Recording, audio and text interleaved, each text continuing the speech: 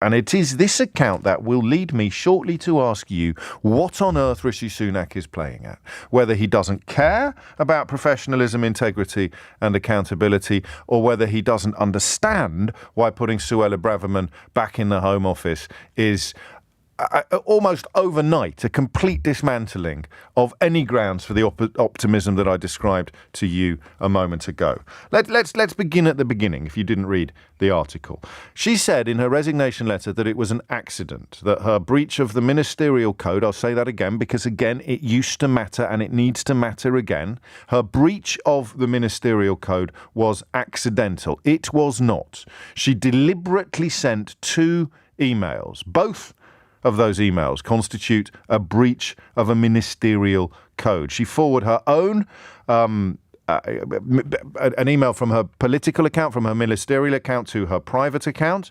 And that ban is in place precisely because if you try to send something to someone outside government, a warning flashes up. I mean, it's anti-espionage, this policy in places, although I don't think anyone is actually accusing her of espionage, but it ensures that alarm bells ring in the event of a government minister sending government documents to email accounts that are not fellow cabinet ministers or fellow members of government. She said it was a minor document.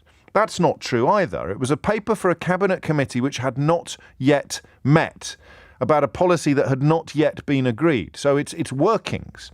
It's confidential information about something that cuts to the very heart of government. It would have ended up as a ministerial statement, a written ministerial statement, which was part of her defence, but it wasn't approved policy. And that's important as well.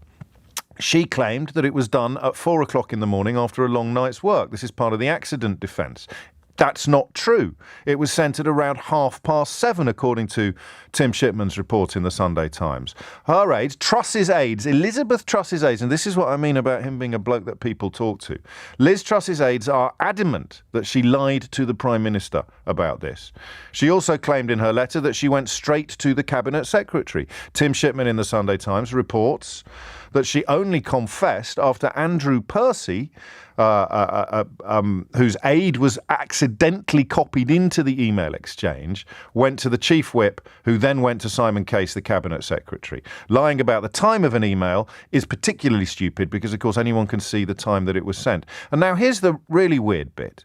She wasn't just sending stuff to her own Gmail account. She was then sending it on to an MP called John Hayes, who is a sort of rallying point for particularly right-wing Conservatives. She also intended to send it to John Hayes' wife, but accidentally sent it instead to Andrew Percy's parliamentary aide. He was he's a sort of mentor to right-wingers in the party, and Shipman reports rumours that she runs decisions by him before making them. I can't comment on the accuracy or otherwise of that. I can merely tell you that Shipman's reporting is absolutely first class and always has been. So there it is. The scale of Suella Braverman's conduct absolutely justified her dismissal by Liz Truss last Wednesday, was it? A week ago today, give or take, I think. And yesterday, Rishi Sunak brought her back after saying this.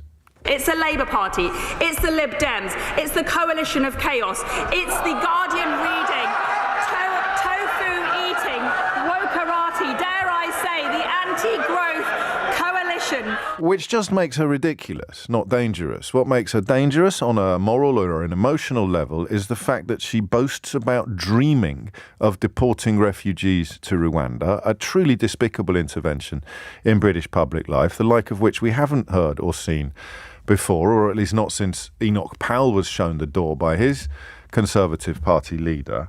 And, of course, it makes a complete mockery of what Rishi Sunak said shortly after becoming Prime Minister yesterday.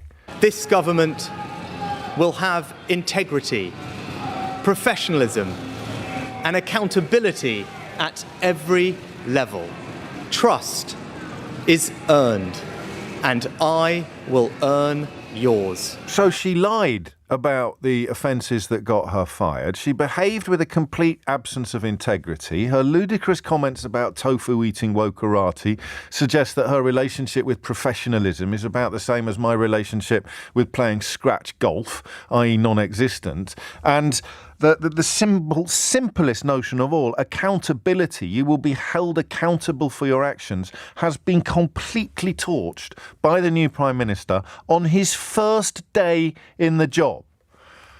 So yes, I am going to apologise to you for expressing a modicum of optimism yesterday, albeit that it was sincere and it was in good faith and it was born of a patriotic thirst for a return to some semblance of good sense and stability in government, because what we have seen with the reappointment of Suella Braverman is that Rishi Sunak is every bit as bad as Liz Truss when it comes to competence, and every bit as bad as Boris Johnson when it comes to trustworthiness. And you can mock me and laugh at me and insult me for being surprised by that, but you can't knock me for being disappointed.